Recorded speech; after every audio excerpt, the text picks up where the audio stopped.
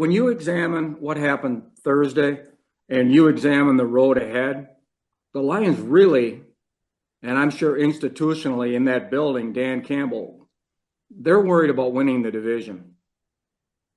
Look at this. They're 8-3, Minnesota 6-6, Green Bay's 5-6, Bears are 4-8.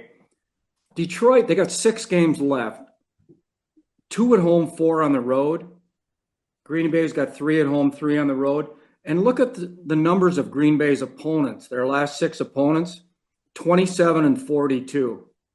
Detroit's 35-34. Minnesota's 31-23. By far, Green Bay's got the easiest road ahead. The way they rush the passer, the way they play at home with the home field in December, they're going to get guys healthy. They had 7 starters missing in this game. The Lions had 3 down.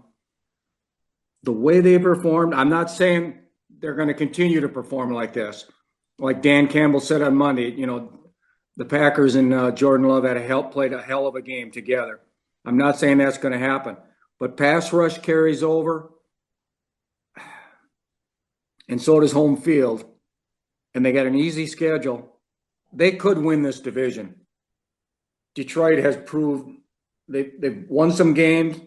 They barely beat the Bears 2 weeks ago. They kind of had a tight one against the Chargers. They're not playing well right now. They got to be worried. This is a 30-year jinx, and it could come back to bite them. It could. Brett Favre would agree with you, Bob. He said that if you were just to watch that Green Bay Detroit game and not know anything that had happened prior to that game, you would look at the Green Bay Packers as the clear front runners in the NFC North. And the way that you just broke that down, there's a lot of football left, a lot of divisional games packed in here. This is what the NFL wants. It's by design. They pack these divisional games late. They added a game. Half the teams in the conference make the playoffs. It all just peaks the drama exactly when they want that drama to be peaked, right? Around the holidays, everybody watching with their families at home. Green Bay's not just in the hunt graphic. Like they realistically could win this division. And go ahead. Tyler, you look at strength on strength in this game at Ford Field. And Michael Cohen, our former colleague, was at that game. He said there was only about 2% of the crowd was Green Bay. You couldn't see green and gold. There was none of that we saw for 30 years over there, 40 years, Tyler. None of that.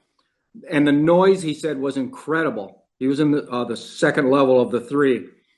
And the Packers did that to that offensive line with their pass rush, fighting the noise.